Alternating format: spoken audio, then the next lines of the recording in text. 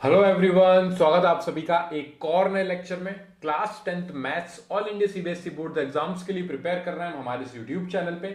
Unit wise सभी exercises के questions plus example समझाता हूं मैं यहाँ पे। हमारी करंट यूनिट चल रही है अर्थमेटिक प्रोग्रेशन एपी और उसकी एक्सरसाइज 5.3 के क्वेश्चन नंबर 5th को आज हम समझने वाले हैं। क्वेश्चन नंबर 4 तक मैं प्रीवियस वीडियो में समझा चुका था। सो आज का हमारा क्वेश्चन है the first term of an AP is 5, the last term is 45। सो यहां पे हमें डायरेक्टली उन्होंने एपी गिवन नहीं दी है, लेकिन कुछ इंफॉर्मेशन प्रोवाइड करी है उस पर्टिकुलर एपी की, जिसका फर्स्ट टर्म जो है वो हमें 5 गिवन दिया है। सो ए की वैल्यू हमें 5 गिवन दी है एंड लास्ट टर्म इज 45 और उसका लास्ट टर्म जो है वो 45 है। लास्ट टर्म को हम nth टर्म से भी रिप्रेजेंट करते हैं, an इज इक्वल टू 45, और उसको आप l से भी रिप्रेजेंट करते हो। तो आप an के टर्म्स में भी लिख सकते हो उसे और l के टर्म्स में भी लिख सकते हो। तो ये हमारा जो लास्ट टर्म है वो 45 हमें गिवन दिया है, क्योंकि हमारी जो एपी होती है जिसका फर्स्ट टर्म a होता है, सेकंड टर्म a2 से रिप्रेजेंट करते हैं, then third term, then fourth and so on up to nth term जिसको हम an से रिप्रेजेंट करते हैं।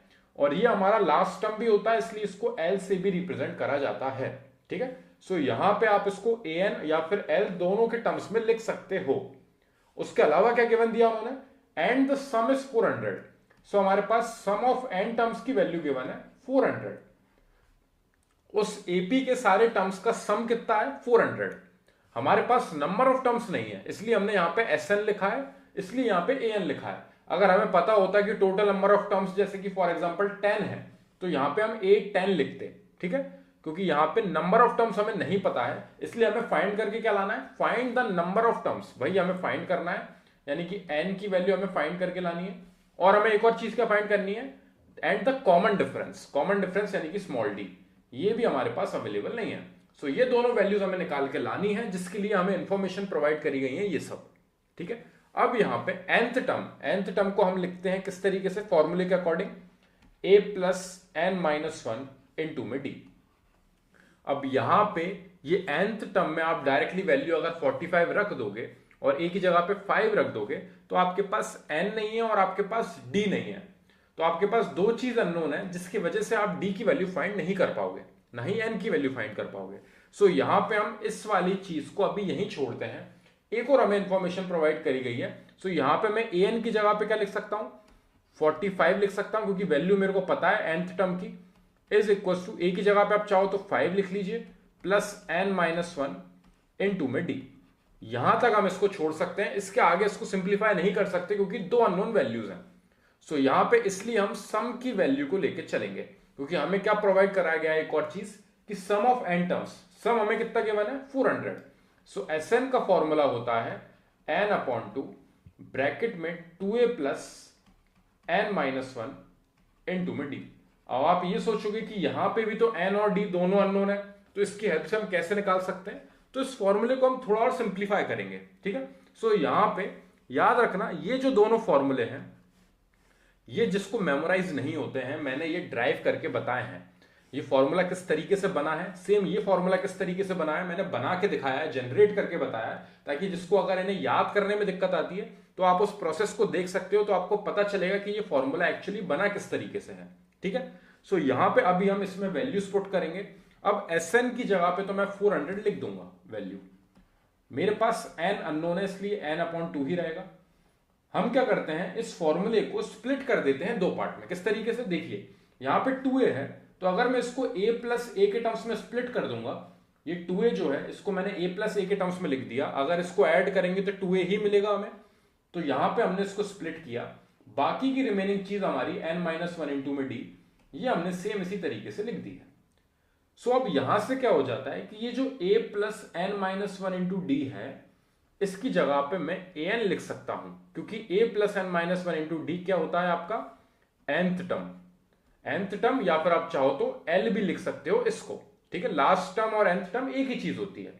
ठीक है, सो यहां पे हमारा सिंप्लीफाई होके ये फॉर्मूले में हमने थोड़े से चेंजेस करे, जिसके वजह से 400 is equal to n upon 2, ये जो सिंगल वाला a है मैंने इसको यहां पे छोड़ा इस तरीके से, प्लस ये जो a plus n minus 1 into D है, इसकी जगह पे मैं an लिख सकता हूं, या तो मैं चाहूं l लिख सकता हूं। ठीक है, ये लास्ट टर्म होता है हमारा, इसलिए हमने यहां पे इसको l लिख लिया है। फॉर्मूला यहां पे इस तरीके से ड्राइव होके एक और फॉर्मूला बनता है। ये मैंने बनाना बताया है। जब मैंने इसको ड्राइव किया था तो मैंने बताया था कि इसको चेंज करके आप इस फॉर्मेट में भी लिख सकते हो। तो जिसको वो प्रोसेस आता है वो डायरेक्टली इस फॉर्मूले को लिखेगा, इसमें वैल्यूज पुट करेगा तो आपको नंबर ऑफ टर्म्स मिल जाएंगे, एन की वैल्यू मिल जाएगी। क्योंकि 400 के पास ये 2 जो है ये मल्टीप्लाई में जाएगा, क्योंकि ये n के नीचे अपॉन में डिवाइड में था, उधर जाके मल्टीप्लाई में होगा। इज इक्वल टू n हम फाइंड करेंगे। a की जगह पे हमारा फर्स्ट टर्म आएगा, फर्स्ट टर्म की वैल्यू हमारी 5 है और हमारी l की वैल्यू है 45। a और l की जगह पे 5 और 45 वैल्यू रखेंगे हम और इन दोनों को ऐड करके सिंप्लीफाई करेंगे। अब आप चाहो तो यहां पे 800 कर सकते हो, इसको मल्टीप्लाई करके 800 is equal to n multiply by 5 और 45 ऐड होंगे तो हमें वैल्यू मिलेगी 50। अब इस 50 को वहां डिवाइड में भेजेंगे हम। So 800 divided by 50 is equal to n, यानी कि नंबर ऑफ टर्म्स, जो कि हमें फाइंड करके लाना था। नॉर्मल कैलकुलेशन है, जो चीज यहां पे मल्टीप्लाई में है उस साइड डिवाइड में पहुंचेगी।